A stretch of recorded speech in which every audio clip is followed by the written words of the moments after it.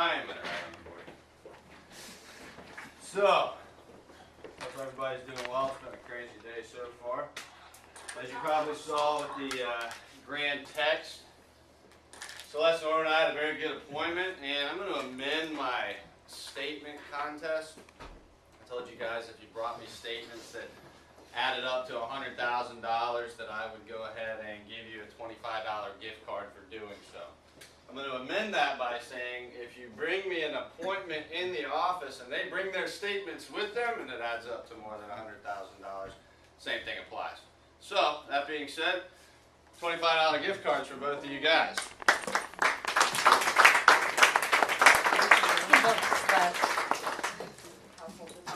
I'll take that. So I can't get too upset about you guys having a lady come to the office with $335K and say, what do we do? So that was pretty awesome. But I want you guys to remember that that's still going, and really, I really just want you guys to be talking about annuities. I mean, that's the biggest thing. It really doesn't have to be more than just having the conversation and asking the questions. I just think oftentimes we skip that part. We get ahead of ourselves and we do the Medicare piece or do the life piece. But a lot of what I'm going to talk about today, and I'm going to apologize to you guys ahead of time. If it's bumpy, it's not my material. Okay, I completely stole this from Greg Gelano. Do you guys know who that is? Yes, no, maybe? Greg Gelano, if the managers know, and if managers, I'm going to give you guys a free pass if for whatever reason you don't want to hear this again and you were in the Columbia training, I give you the opportunity to leave now. If you don't leave now, you're stuck. So, it's up to you. Is it going to be exactly what he just did? Huh? Is it going to be exactly what he did? I'm going over his stuff because I think it's awesome, and I think these guys could hear it. I mean, I'm going to add a little bit about asking for statements, but It's fantastic, by the way. But you know how to ask for statements. It really is. I mean, It's the best It's ever. the best thing ever. So by the way, if any of you guys are sitting out there and you want to fill in Matt's seat or Teresa's seat, feel free to come in. So we don't want you to watch from the corner. You don't have to. Well, Greg Gelano, guys. Greg is a professional in our organization. He's one of our executive vice presidents. He's out of Rhode Island. He's been in the business roughly 30 plus years. One of probably the more successful people that I've spoken to in this business, and he just happens to be on our staff now at ASB. And he was part of the group that presented to the management group on Thursday in Columbia. If you guys went on Wednesday, that was for agents, and they did the managers on Thursday. And Greg has just got some kind of phenomenal, what he calls nuggets. Okay, little things that you guys can take with you out in the field, use them in your presentations, use them in your conversations, and hopefully that will transition itself into creating opportunity and income for you. Okay, so I wanted to share some of that with you. Now, before we get into the presentation piece, and I'm going to refer to my notes here because I don't want to goof this stuff up, but I want to give you guys kind of an eye-opener for a second. And Greg did this exact thing on the board, so I'm going to do it with you. And if you saw the presentation before, you don't get to answer. So, I'm looking at those numbers right there. What do you think the first number is representative of? 401ks or that one, pretty.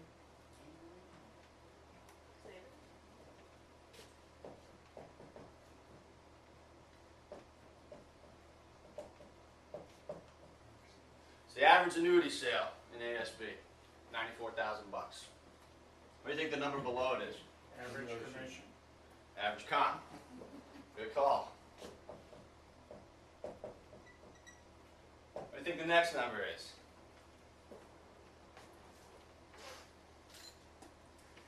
No guesses? Come on, guys. Room full of salespeople, everybody's quiet. Appointments it took to get it. That's why we're doing this right now, so that's not the correct. What's up?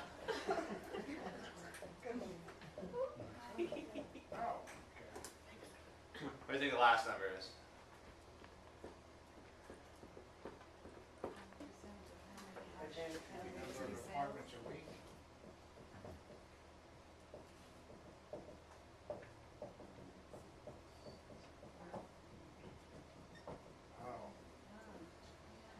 Kind of eye-opening, huh?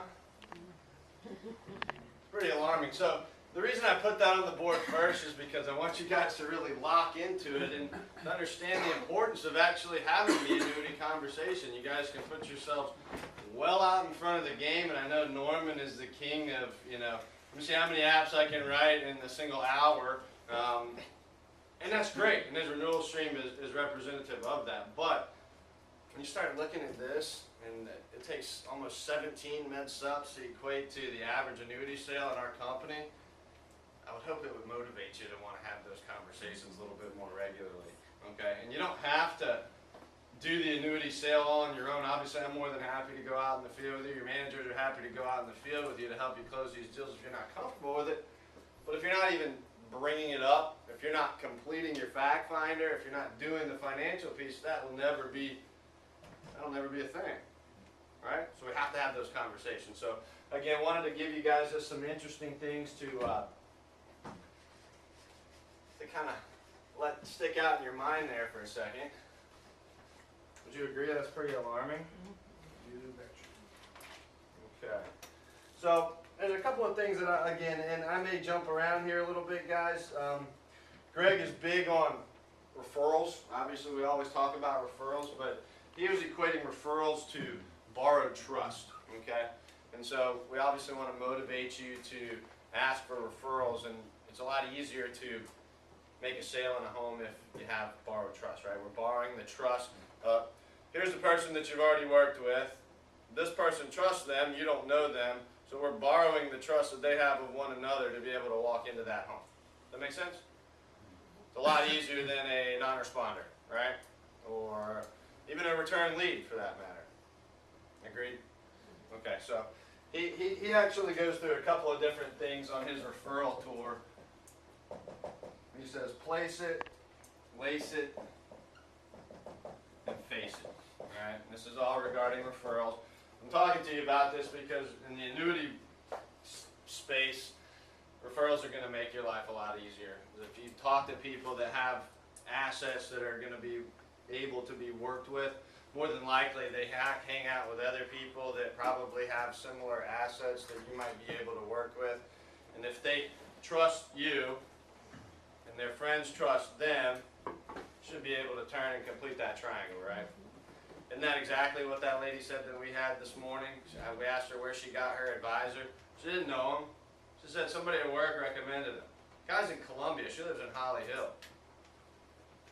Why didn't she come to Charleston to get an advisor? She went to Columbia to get an advisor because somebody told her so, right? So we want to focus on that. So the whole concept of place it. Greg has a 5x7 book, and I think you guys, if you don't, maybe you got to get it. I'm going to start doing this myself. 5x7 book, okay? So just a little book, but he encourages you to have one that's like leather bound, something that's nice, okay? So every time you walk into a home, when you sit down, obviously you take out your presentation book, right? Hopefully you take out a fact finder. Please tell me you take out a fact finder. The other thing that he does, he takes out his referral book, and he places it right on the table. All right, now as a professional, you have this nice leather-bound book on the table. People are going to look at you and they're going to say, I wonder what that's about. I wonder what that book is for. More than likely, they might even ask you about it, okay? But that's the place it. Take the book out, put it on the table. All right? Lace it basically means the entire time that you're presenting, you want to drop hints to people about the fact that you're going to ask for referrals, saying things along the lines of people like you and people of similar mindsets and other people that I've helped that are in your situation. Okay? Even having the conversation about one of the greatest compliments that anyone can offer me is by passing my own name along to someone else. Whatever it is that you're comfortable with, the conversation should be, you dropping clues throughout your presentation that eventually you're going to be asking somebody for some referrals. You should be doing that throughout your presentation. Okay, not just at the end, not just after you make the sale. And that's where I failed miserably in my career, so I'm taking Greg's word for it that he's better at it than I am. Always continue asking for those referrals. And then finally, sooner or later, you're going to have to get around to actually asking them for the names and the numbers. Okay. And so after you've done your presentation, hopefully you've made some advisements for them. Perhaps you've made a sale. You still have that one book sitting on the table, right? It's still sitting there. You've already worked with your notebook, your sales presentation book, you've already worked with your fact finder, haven't worked with the book, right? So think about that psychologically from your perspective. What does that do for you? What do we always say when we're out in appointments and why we did or didn't ask for referrals? Forgot? Oh, we did the app and then they had to go, whatever. We ran out of time. Didn't it cross my mind to continue the process and ask for the referral? Well, if you have a little leather book and the only thing you do with that little leather book is put people's names and numbers in it, and it's sitting on the table, shouldn't that make it a lot more difficult for you to forget to ask for referrals? It's like, oh man, there's one step I didn't do yet. Maybe I should open this book up and ask them for some referrals. You guys think that would help you? Help you not, skip the process? Next incentive we might do, I might just start giving away a little leather 5x7 books, because I'd love to see every single one of you guys have one of those. I'm definitely going to start doing it. I got to go shopping, figure out which book I like the best. But I think that's a great little tip that's going to add value. Yes, sir. Oh, okay. Oh, I'm just cheating. I'm using all my notes from Greg. So, I'm talking about referrals and obtaining them. He has what's called a success triangle. Okay? And he thinks that there's going to be 3 points on that triangle, and you should try to expand on the 2 bottom ones the most, specifically this bottom one here. So he's calling it a buyer, a client, and an advocate. Any guesses on the definitions of those 3 terms? Buyer is somebody that you sold one product to, right? In, out, done, very transactional, okay? We want to limit our number of buyers. Obviously, I'd rather you have a buyer than a non-client altogether. But you want to limit the number of buyers, and the way for you to do that is to add value to their advising, cross-selling in the home, okay? Because once you have at least 2 products in the house, they become a client, right? And you're more than likely going to get more referrals from a client than you would a buyer, right? Now you've helped them on a couple of different levels. They start talking to their friends. Yeah, anything you need, Troy can help you with it. Yeah, Robbie did a great job for me with both my Medicare and my life insurance piece, right? So you want to move in the direction of at least 2 products in the house. Now an advocate, if you can find yourselves in the homes of an advocate and you can turn your clients into advocates, now you're going to have people that are going out there and actually doing work for you. They're actually actively talking to people. So those are the people that you load up with business cards. They're the ones that say, yeah, I was talking to my son, my daughter, my neighbors, my physician, whatever. They're actually advocating your services to people around them. And the way that we do that, number 1 is make them a client first, then show them appreciation and perhaps even give them an incentive to advocate for you. See how I could also make your business and life a lot easier? Yeah, no. Everybody's tired today. So I'm going to give you one little presentation that Greg threw out there for us, and I'd honestly never seen it before. I think I've done variations of it, but I think it's something that would be easily duplicated for you guys. I saw Matt. I listened to Matt try to do it once in the house last week, and it was interesting. But I'll bust on him while he's not down here. So, we all know that banks are in the business of making money, right? This is going to be an effective presentation if your client, say, is a CE owner, or they got too much money. Oh, I got that eraser already. Too much money in a savings account, money market account, anything like that. You guys ever run across any of that? Yeah.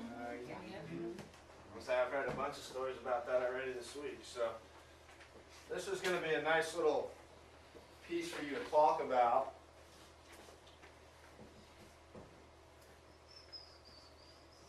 Making sure I don't goof. Okay.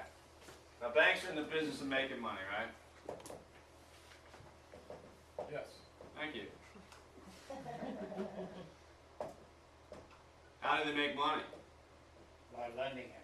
Interest. How else? Fees. Somebody else said fees, which is also right. Okay. So banks are in the business to make money. They do it one of three ways. They do it by writing loans, which is interest, basically.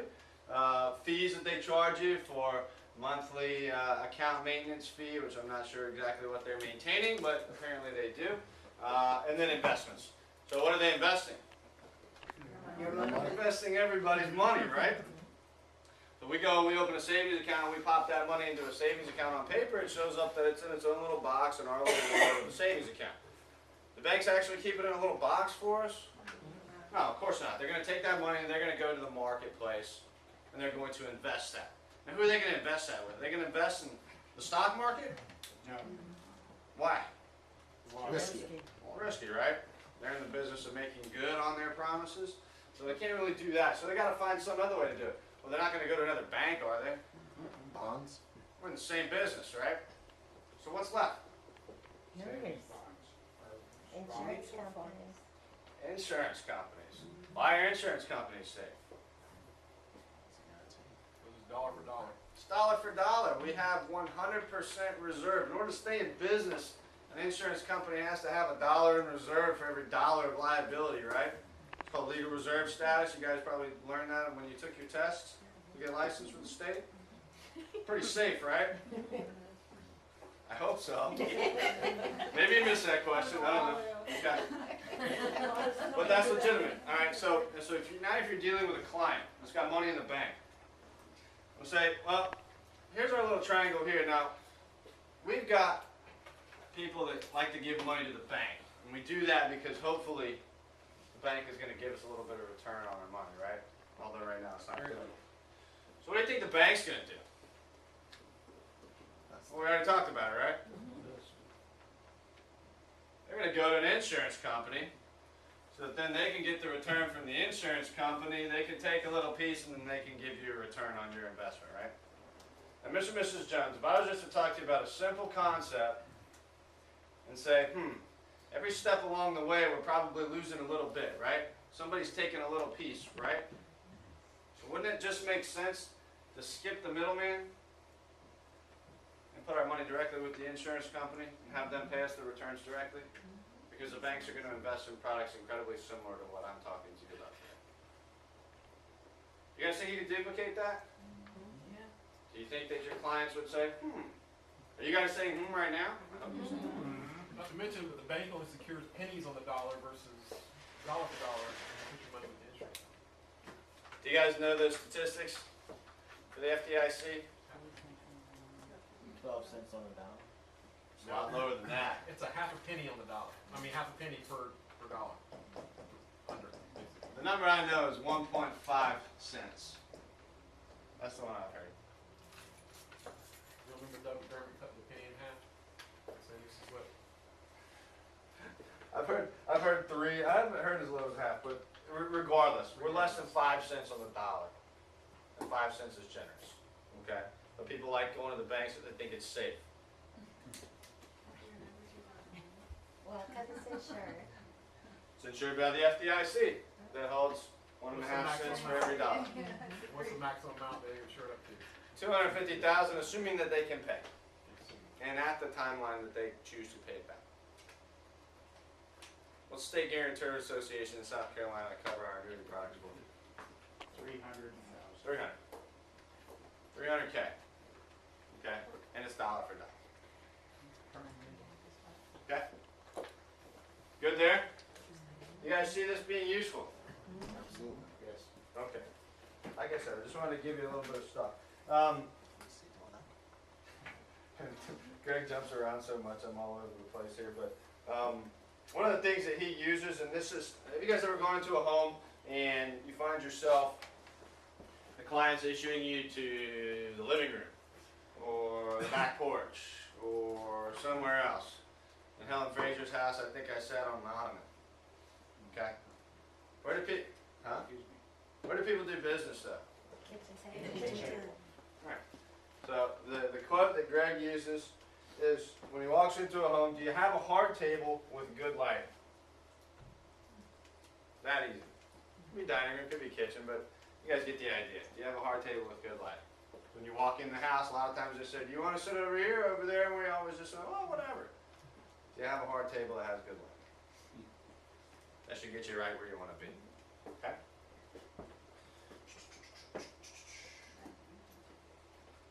What'd you say? An empty table, yeah, empty table usually helps. That's hard to find. Away from the television. I love the line, I'm a little hard of hearing, can we please turn off the television? Oh, I'm deaf in every house I walk into. Like, can you turn that off? I really have a problem with background noise. I really don't hear very well. I'm not going to fight with, well, I used to say Bob Barker, but now I guess I got to say Drew Carey, right? Price is Right? Yeah. So, this is just a little history on annuities, guys, that I thought was also very interesting. A lot of people always ask, you ever been in a house and maybe you've done an FIA presentation and people say, why have I never heard of it? Never? No? I don't know anything about annuities. Why does anybody talk about it? Okay, you guys aren't talking about it enough then. They're hanging out with the wrong people. So 1912, fixed annuities were developed. Fixed, alright? So the CD of the annuity world was developed in 1912. Okay, that's pre-Great Depression. Alright? Now, what happened in 1929? Great Depression. Randy? That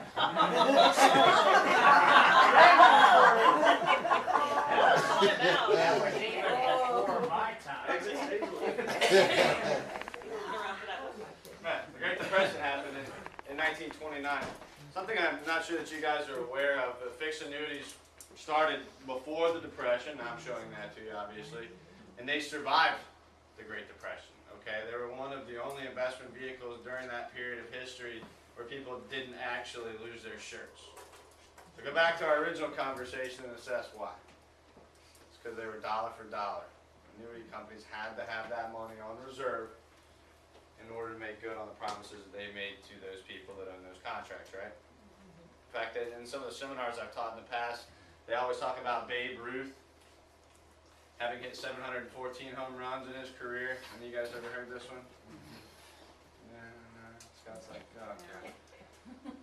Well, in the financial world, we credit Babe Ruth for having hit 715 home runs because about 90% of his net worth was invested in fixed annuities, so he survived the Great Depression when a lot of his counterparts, other professional athletes, wealthy individuals, lost their shirts. Okay? So one of the most famous baseball characters of all time was a big believer in fixed annuities and survived the Great Depression along with his wife. Right? Just something to talk about, just a little interesting factoids. 1952, the variable annuity was developed.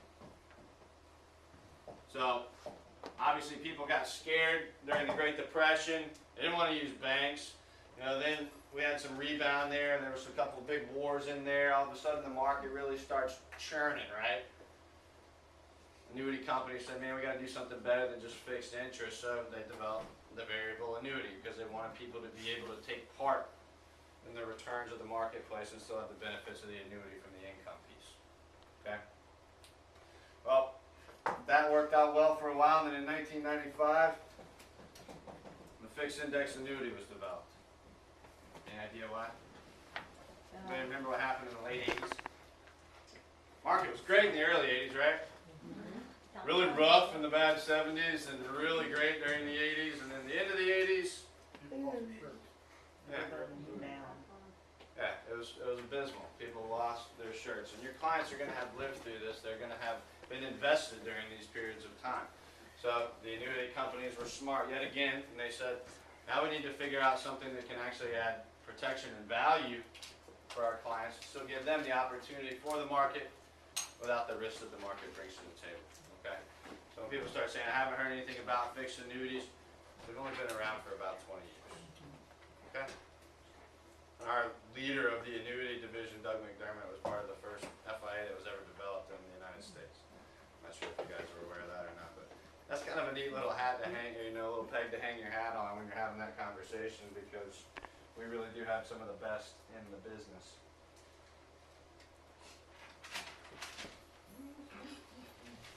I'm going to say this for John, and then I'm going to transition a little bit. So, this is a piece that Greg offers as something that, let's say you've done your fact finder now, okay? Gone through, you gathered the information, you asked all the financials, you got the income, all of that.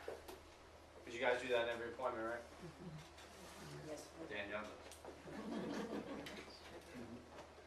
So I'm just going to write this up there so you guys can write it down, and again, making sure that I use the correct verbiage.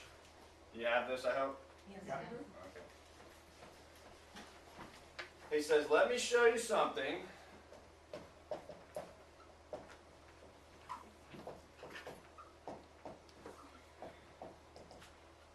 that all my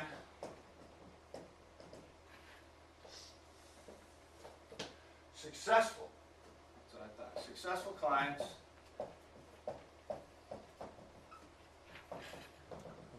in your position are currently taking advantage of.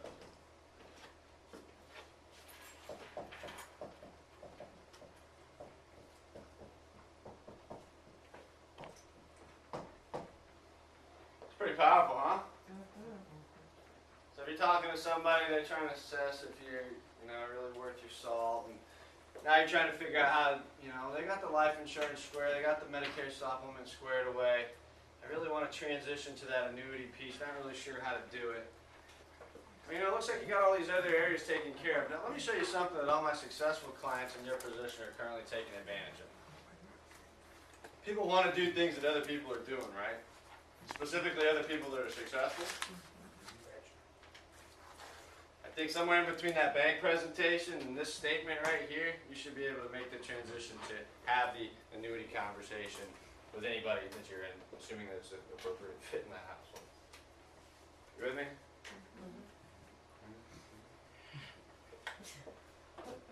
I'll leave it up there.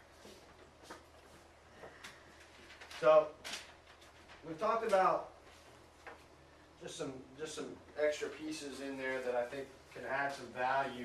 Again, the biggest thing there, guys, is asking the questions. Asking the question on the fact finders, doing the legwork in order to get there. Now, how many times have you guys come into the office, said, I got somebody I want you to come see with me, Dave, but I don't really have any idea what they got.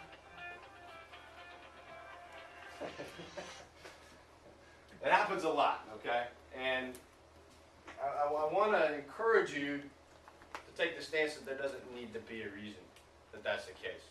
If you got somebody that's really interested in talking to you about an idea that you've shared with them, you should be able to get one step further. And what's that one extra step? Find out where it is, how much. Get statements, right? So what are some of the hurdles that you guys run across? First of all, do you ask for statements? Sometimes. If they have them, okay. If they have something that has. They're not on Medicare and Medicaid. What kind of things would you think wouldn't have statements associated with them? Medicaid. Let's just assume that there's money to have the conversation around. Yes, Medicaid would not have a financial statement. Social Security statement. No, but you made a comment, so I'm curious. Well, I mean, if they have no bank, no bank accounts, no annuities, no CDs, no pension, they have nothing. Everything that you ask, they have none of. There is not gonna be a statement. Okay, so we have to so obviously we're going to say, yes, that's just not the right house to have an annuity conversation. And if there is no cash, obviously we're not gonna talk about annuities. Assuming that these people are reasonably middle class, okay? Even lower to just dead on middle class, it typically is something to have a discussion about, right? People got money stockpiled for final expenses. That lady is another perfect example of that today, right? And $40,000 in a savings account. 10,000 of it's for final expenses. If you guys don't think about going and writing her a single premium life, you're crazy. I'm serious. That's on my mind. Okay, but we got to ask the questions. All right. So I'm going to come back to my consistent question every single time. What is the purpose of your money? That's a question, isn't it? So what's the purpose of your money? Okay, that's a really great way to start the conversation. I don't know how you've transitioned. I don't know what you've done on the fact finder. But But if you're not asking that question, we're going the wrong way. Okay? So what's the purpose of the money? And they may have lots of purposes. Okay? In fact, the lady today gave me 5, and then she was adding as I was going through the list with it. She actually started at 4, and then we ended up with 6. Okay? Then I made her prioritize them. Okay? Which is also a fun exercise. I mean, I'm telling you guys about this because you want to use your client's words. Okay? You want to use their words to help you get where you're trying to go. Alright, so what's the purpose of the money? I want to leave it to the kids. Okay? How much do you want to leave to the kids? Is where that money is positioned right now, is it helping you get the money to the kids? Okay? Just keep expanding on the priorities so that you have a conversation. So, if we were there, obviously, I wasn't about to jump in on their life insurance sale today, but teed it up for you. You guys teed up the annuity for me, and I'll tee up the life for you. Okay, that works. But obviously, we were there to have the annuity conversation. Had we been in the life conversation, is that money in that savings account really effectively going to be transitioned to your family? Well, the answer is no, obviously, right? Because we know bank accounts go through probate. Okay, so when we're doing the conversation for the annuity piece, I want to leave money to the kids. Well, do you feel like you want to leave that amount of money, or would you like to leave more? Well, I'd like to leave as much as possible. Okay. So, is there a potential for you to lose value in the account that you're in right now? I'm looking at an Edward Jones statement, just to frame out there. Yes, Of course. there is. Okay, so then we'd also say that safety is maybe a priority for you, right?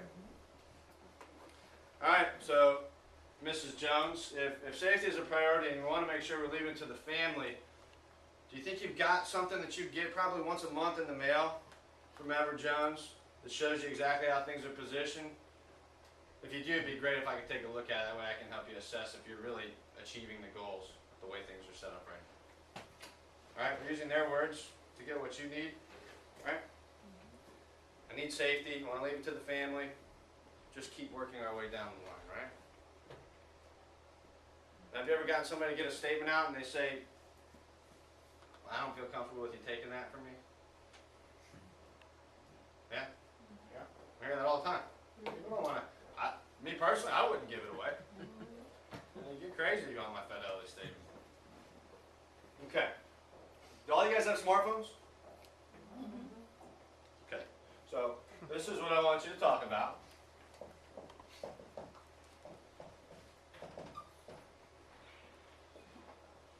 Well, I know you don't want me to leave with the statements, and that's perfectly acceptable. Would you be okay with me using my mobile copier just to make a copy of your statement so I can let my financial professional take a look at it for you? Is that just taking a snapshot of it?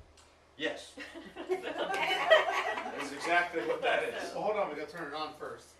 I've done that before. Well, that's it. But the exact response that you guys have, your client's going to laugh at that too, right? Because they're going to be like, we got a copier in your briefcase?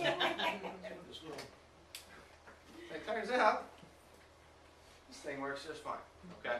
So you all have a mobile copy machine, all right? Can I make a caveat there, please? It's one of the easiest ways to get statements. Please, under all circumstances, do not take a picture of a client's statement and then send it as a text message. Oh. Ever. Under any circumstances. That is so unsecure, it's ridiculous. Okay, that puts you at some liability. So what you can do is you can take a picture of it. If you want me to look at it, just bring it into the office and show it to me on your phone. Okay, that's going to be the safest thing to do. Or email it through a secure email server like cswta.com. And I was also going to say, it makes the client feel really, really good when you say, I'm going to email this across our secure server, and then let them see you delete it off your photo roll. Say, I'm going to take that back off. Now, it's deleted. It's through our secure server, through our financial department. You know, it just makes you look that much more professional and secure. But if we're emailing that, let's say you're in the field, you email that to myself or John on the CSWTA, we can put that statement into that client's Mac system. Email it to John, and we'll do that, and then we'll forward it on to you. So you'll always have that statement in your file for that client. Even if the annuity sale's not today, maybe it's next year, still got a copy of what they have, where it was. At least where it was. It may not be where it is, but where it was. Okay? what's even better is if you don't sell something, is get your client to say, they have smartphones too. Hey, once a month, if you'd like, you can email me your statements and I can keep up or whatever they get them. And if you don't sell it and then you see the market drop, you know what I mean? Just get them in the habit of sending you information that you can upload to Macs. How many guys have heard me talk about a shell account or a skeleton account? How many of you have been out in the field with me and heard me do that? It's a great way to, and I keep using this because it just happened, but it's great that Celeste's been in the field 3 weeks and she got to be a part of the first annuity presentation. It's a great way to get a commitment without needing a commitment from your client. Well, Mr. and Mrs. Jones, and this is my line every time, guys, so let's assume that you actually got them to work their way through things and they may not be fully ready to commit and sign that transfer form. That ever happened either? Clients want to do the app, but they don't want to give you a check. Huh? Yeah. Oh, yeah, okay. Well, I always tell people this, guys. You know, it's pretty simple. So, Mr. and Mrs. Jones, I'm very deliberate. I'm very detailed, one step at a time, by the book kind of guy. Like, so what I'd like to do, if you're even at a 50-50 commitment level to this makes sense for you, what I'd like to do is go ahead and structure that shell account or that skeleton account for you.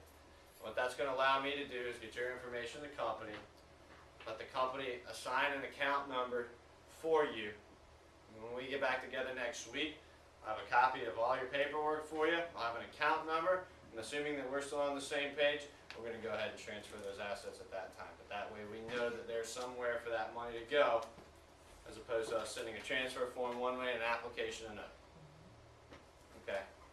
People do that more often than not, and people are very comfortable with that. Gives them the opportunity to think about things, gives you the opportunity to go ahead and get your due diligence out of the way. What else does that do for you?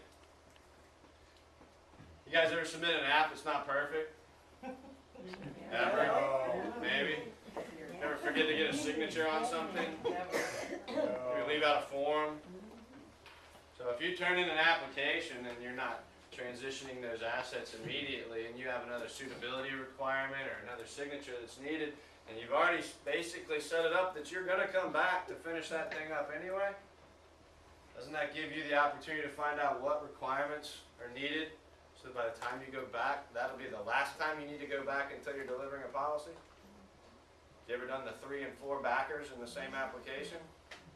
You tell me no, you're lying. But these are some of the things I just want you guys to think about that, because we don't have to make this thing super duper hard. You know, I want to train you guys as much as you want to know about annuities, but more so than not, I want you to have the conversation. I want you to get the statements. You ever use the doctor close on getting statements?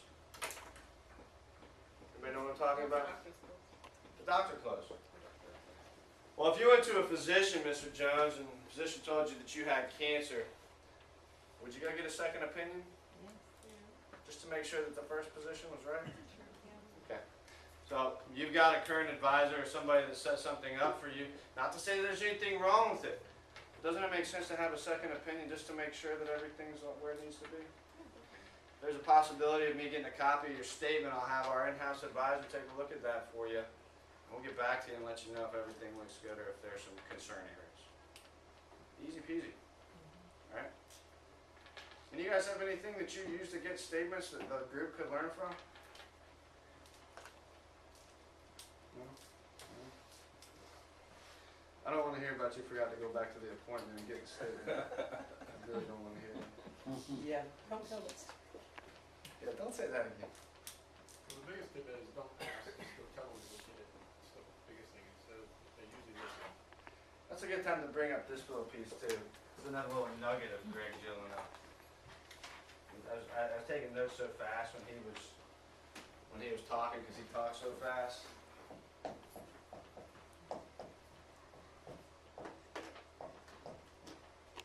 Top people have 2 things. Penmanship is not one of them.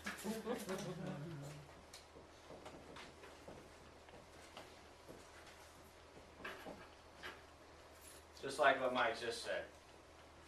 Things not to ask, it's just to say, Let me go ahead and get a copy of those statements that way we can have somebody look at. The best, most successful people in our industry exhibit two characteristics. That's an air of confidence and the ability to have control of the situation, control of their emotions, all of the above when in the house. Okay? So we don't react flagrantly when a client throws us off. We don't, and when we're asking questions or requesting something of our client, we do it with confidence, with the expectation that it's going to be done. All right? Again, I can make another point to that from our appointment earlier. But he was like, man, I don't ever have people just ask me questions about my money like this. This is crazy. I'm like, man, that's my job. That's why you're here, right? Just told me everything we needed to know. Okay. Questions, comments, issues, concerns? How about receipt for documents? That's another thing that'll put the client at ease. How many of you don't have one of those? Mobile copier? A receipt for documents. Oh, receipt document. I know I've done trainings in the past and I handed them out to everybody. How many don't have them? Maybe John can email him out. I think it is, Yeah, isn't I mean, it? it is at the CW. I'm gonna say, I got a bunch of them in my car, so. If you don't have one, go to RCWA, it's a receipt for documents, okay? It's just one more step. What it's gonna do is it's gonna give your client the confidence that you're being a professional, you're taking something from them, you're leaving something behind showing that it took place. Okay, thank you, Randy. Yeah, it's on there. This is what it looks like. It's not crazy or complex. It simply says the name of the client's address, name of the agent, that would be you. It says this form acknowledges receipt of the following documents on the date filled in below pertaining to the above mentioned client. So the date that you took it, you sign it, and write a little description of what you took. So March 2016, Edward Jones statement. Even throw an account number in there if you want to. If you leave this behind, number one, it's going to get you back in the house. They're going to want their stuff back, right? You gave them a receipt, they knew you took it, they want it back. You can do this with life insurance policies, statements, whatever. So if you don't have these in your book, please print a few out. Keep them with you so when you do take statements, you leave it behind. It's just a good practice. Yeah? Guys, I want to, I train on annuities quite a bit. Have you guys ever been to annuityeducation.net? Do you know what that is? Yes. You know what it is? You've never been there? Correct. Alright.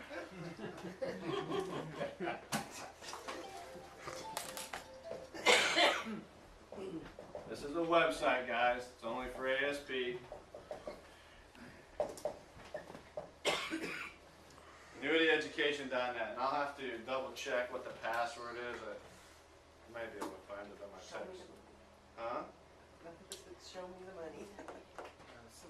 It's not showing me the money. No, it is pretty simple. I'm just looking for. Oh, there's Doug. Let me see if he's got it.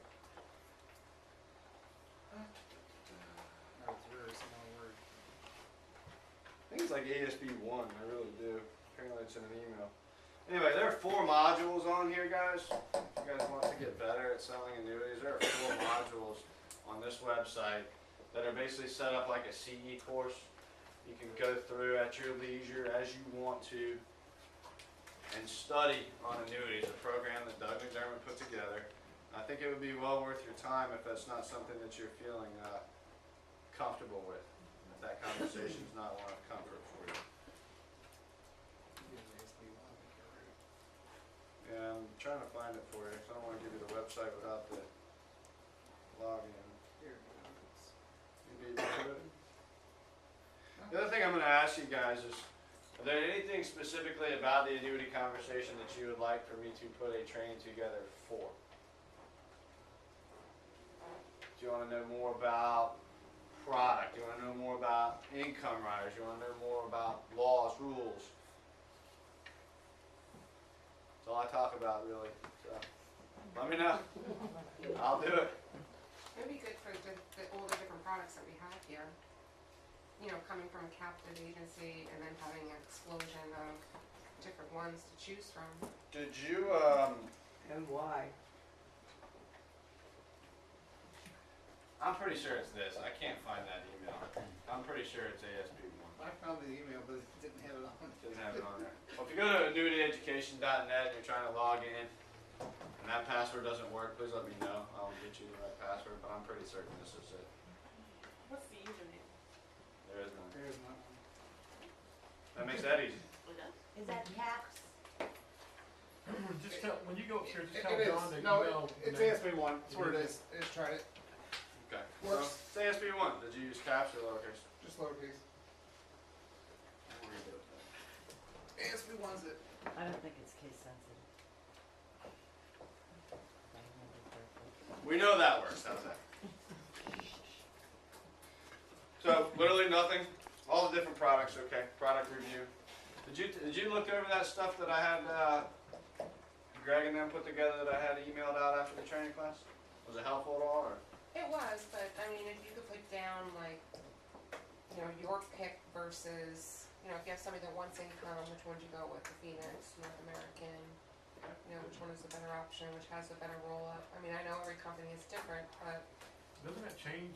having the constantly? choice, it does, I know it would change, but I mean, to me, the biggest, the best thing if I was selling is I mean, you do this now is to email the annuity help desk and say, this is what they're looking for income, tell me what to put it in. Yeah, I actually called Greg when I didn't tell you guys this. I called Greg when I got up and walked out of the room to go run those Phoenix quotes. I was running Phoenix in North America, and I called him and had him run Allianz so that I compared the three real quick and printed the app for the one that was the best. I'd like to learn a little bit more about the income rider. Income rider? That is a class in and of itself, but that's cool. I can do that. What else? Long-term care rider. Alright, so, So you need a rider training. Scenarios for which annuity products? I'm gonna do that up there. Okay. Like product overview, I mean, just like with life insurance, we got so stinking many of them, you could really, but I'll tell you the ones that I use the most and why I use them. Well, and what he's, I think that's a great topic, because people don't buy annuities anymore because, oh, you're getting 3% or you're getting this. It ain't about interest anymore. It's all about those riders and incentives that they've got tied into the annuities and what sells them. So I'll sit down and I'll come up with a bunch of different scenarios, like gotta overcome a surrender charge, and then we still need income. I need income in 30 days. I need income in 5 years.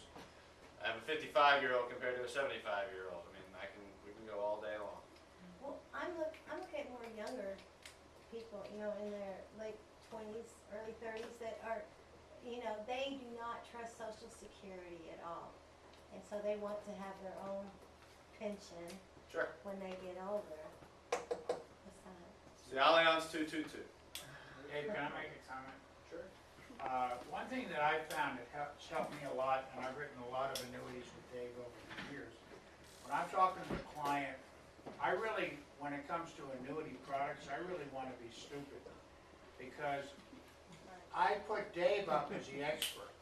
Dave, I'm going to bring the expert back into your home to talk to you about something. He knows everything about the tax ramifications. He knows the best things for you and everything else. I bring Dave into the house, I introduce him to the client, and I shut up. And I don't say another word until, have a nice day, thank you very much, see you later, goodbye. Unless he looks at me and says, what do you think? But he's the expert. I don't really want to know about the product because I might talk about one thing and he comes back and talks about something entirely different. And that's going to make me look like I'm not as smart as they think I am. Anyway, Your thing is you want to know about it, but you want the client to know you know about it. correct, Yeah. correct. He does a great job with it, too. I believe. Randy plays. But you are going to be talking about fixed index annuities, right? I mean, you are going to be talking about fixed index annuities. You guys put me in the house unless you guys are somebody jumping up and down and they just don't like their guy and they want to stay in the market. I'm going to be talking about fixed index annuities unless I see a pivot that's more appropriate. Say, for instance, a second to die life insurance or a single premium whole life or whatever. But very rarely do I go and talk about anything else if you guys are bringing me back in. So that's what you brought me there for in the first place, right? Well, that's the only presentation I've been given. Okay. I'm not going to make this stuff up. So. No, I definitely don't want you making things up. Give you a 25% upfront bonus. Income starts day 2. One other comment is that even if you're in a home and you're talking to them and the money's in the bank and not in the stock market and you're not sure what you're doing, take Dave back with you, because 50% of something is a whole lot better than 100% of nothing. We get in trouble. Huh? Or to do it wrong. Well, I will agree and disagree with that.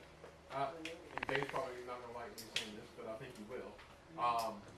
Is when you're dealing with somebody who's got CDs, savings accounts, stuff like that, I mean, there's nothing, annuities is actually the easiest product out there. It 100% is.